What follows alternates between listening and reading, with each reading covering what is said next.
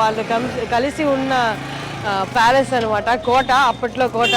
ఇదే ద్వాపర యుగం మొదలైనప్పుడు రాముని కొడుకు కుషుడు, లవకుశుల్లో కుషుడు దీన్ని ఆయనకి వాళ్ళ తల్లిదండ్రులకి గుర్తుగా ఉంచేశారనమాట.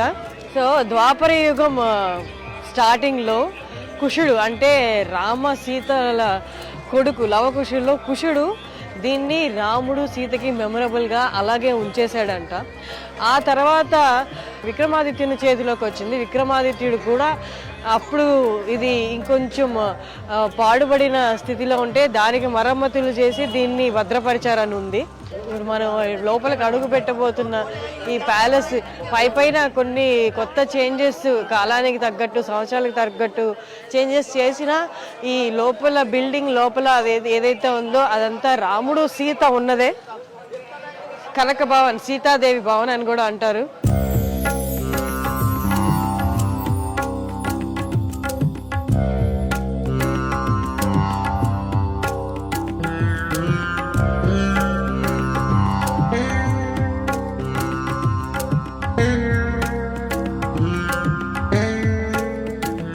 వా, ఎంత చక్కగా ఉందో.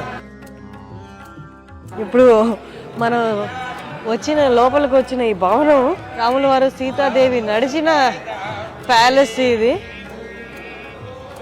అక్కడ కొన్ని మార్పులు చేర్పులు చేసిన ఇప్పుడు కొంచెం మోడర్న్గా కనిపిస్తున్నా ఇది మొత్తం రాముడు సీత నివసించిన భవనం అంట.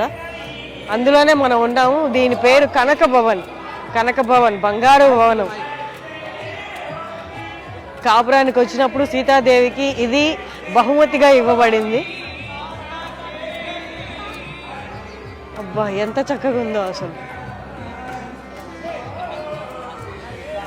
ఊరికే అనలేదు, రాముడు సీతాదేవి నడిచిన ప్రదేశంలో ఒక్కసారి అయినా మనం వెళ్ళాలి అని. నిజంగా ఇక్కడికి వచ్చి నడుస్తుంటే, ఇక్కడికి వచ్చి చూస్తుంటే కొన్ని వేల సంవత్సరాల క్రితం సీతాదేవి ఇక్కడే నడుచుంటుందా, రాముడు ఇక్కడే నడుచుంటాడా, అలా ఊహే ఎంత బాగుందో అసలు. ఇన్ని వేల సంవత్సరాలు ఏమో నిజంగా దేవుడి ఆశీస్సులు లేనిదే ఇంత ప్రిజర్వ్ చేయబడేదా, ఇన్ని తరాలు దాటుకుంటూ ఇప్పుడు కలియుగంలో ఉన్న మనకి చూసేంత అదృష్టం దొరికేదా అనిపిస్తుంది. నాకు లెఫ్ట్లో చూస్తే కూడా రూముల్లాగే ఉన్నాయి. ఖచ్చితంగా అయోధ్యకి వచ్చేవాళ్ళు ఇక్కడికి రావడం మాత్రం మర్చిపోవద్దు. అంటే కొన్ని ప్లేసెస్లో అడుగు పెడితే మనకు ఒకలాంటి మంచి భావన కలుగుతుంది కదా. ప్రజెంట్ అలాగే ఉంది. ఏదో తెలియని ఉత్సాహం. చాలా తక్కువ మందిది దొరుకుతుందంట ఈ అదృష్టం, ఇలా రావడం, దీన్ని దర్శించుకోవడం కూడా. ఇప్పుడైతే మన కెమెరా ఎలో చేస్తున్నారు. మరి రాముల వారి గుడి ప్రారంభోత్సవం జరిగిన తర్వాత జనాలు ఎక్కువగా వస్తారు కదా, అప్పుడు ఎలో చేస్తారో లేదో మరి. ఇప్పుడైతే అందరిని ఎలో చేస్తున్నారు, కెమెరా కూడా ఎలో చేస్తున్నారు, లోపలికి వచ్చేసాయి. ఇప్పుడు మనం ఈ ఎంట్రన్స్లు చూస్తున్నాం కదా, ఈ ఎంట్రన్స్ల హైట్ నాకు తెలిసి కనీసం ఒక 10 పైన నుండి 15 దాకా ఉండొచ్చు.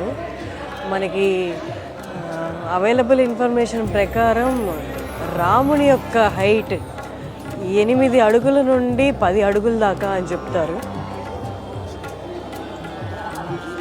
అంటే 8 feet to 10 feet అని చెప్తారు రాముడి హైట్.